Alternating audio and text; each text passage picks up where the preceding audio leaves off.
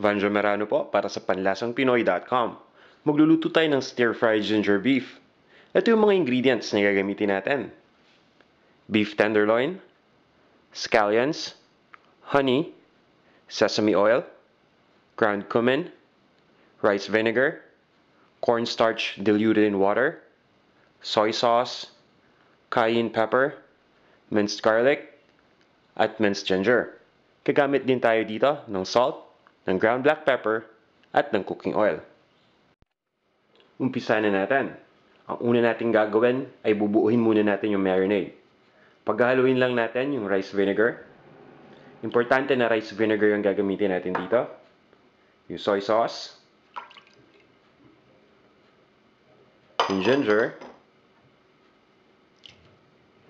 Pwede kayong gumamit ng grated na ginger or na shredded na ginger. Yung cayenne pepper. Ito yung magbibigay ng anghang sa ating dish. At syempre yung honey. Once na napaghalo-halo na natin to, kuha lang tayo ng teaspoon at stir lang natin. Once na mahalo na natin mabuti, kukunin na natin yung beef. At i-combine natin yung marinade na mixture dito sa beef slices. Sisiguraduhin lang natin na na-coat ng mixture itong beef. So, haluin lang natin siya. And then, once na mahalo na natin ito mabuti, magko-cover lang tayo dito ng cling wrap at ilalagay natin to sa refrigerator para ma-marinate ng ilang oras. Ready na natin itong ilagay sa fridge. Remember na dapat kailangan natin itong i-marinate talaga dun sa tamang oras na nakalagay sa recipe para ma-absorb mabuti ng beef yung flavor. After nating ma-marinate yung meat, pwede na natin itong lutuin. Now, mag-iinit lang tayo ng wok or ng isang frying pan. Lalagyan na natin ito ng cooking oil. At papainitin na natin.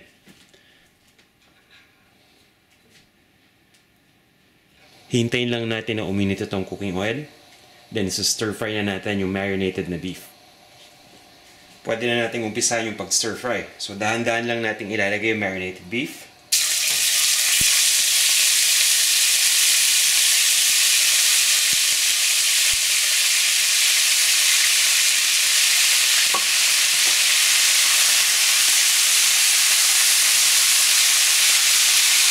At lulutuin lang natin to ng ilang minuto. So, tandaan ninyo na mag-iingat kayo. Dahil medyo basa yung ilalagay natin na beef at mainit yung mantika, malakas ang tendency nito na mag-splatter yung oil o matalsikan kayo. So, dapat mag-ingat kayo dito.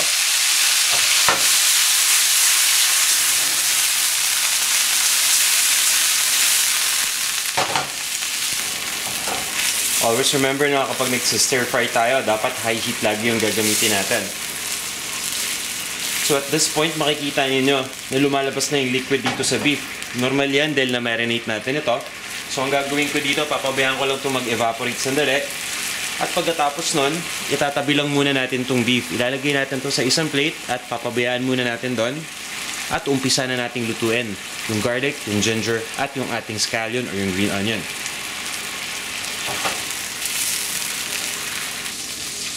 After na mag-evaporate yung natira dito na sauce ng beef, yung liquid na galing dun sa beef, pwede na nating ilagay dito yung garlic, yung ginger at yung scallions. Now, importante na ma-preserve natin yung sauce kanina, kaya pina-evaporate natin dahil naiwan dito yung lasa. So, makakatulong ng malaki ito para makapag-flavor dito sa ating dish. Yung scallions at ito na rin yung ginger. Put everything here. Lulutuin lang natin to ng ilang seconds. Then ibabalik na natin dyan yung beef.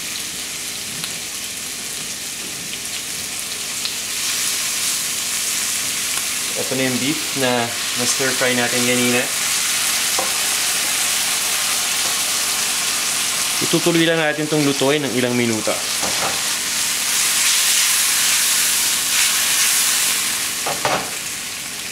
Now, ilalagay na natin yung iba pang mga ingredients. So, ilalagay natin dito ang ating sesame oil. Dagdagan natin ang ground cumin. Salt and pepper.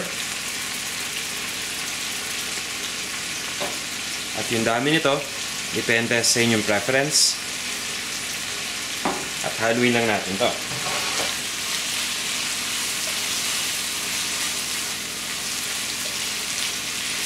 Okay. Malapit na. At ang pinakahuli natin gagawin, kailangan lang nating palaputin yung texture nito. Ang tithicken natin. At yung cornstarch na makakatulong dito. Meron tayong cornstarch na dinilute natin sa water. Ibig sabihin, tinunaw natin yung cornstarch sa water. Ihalo lang natin to dito. Then, stir natin kagad at mapapansin niyo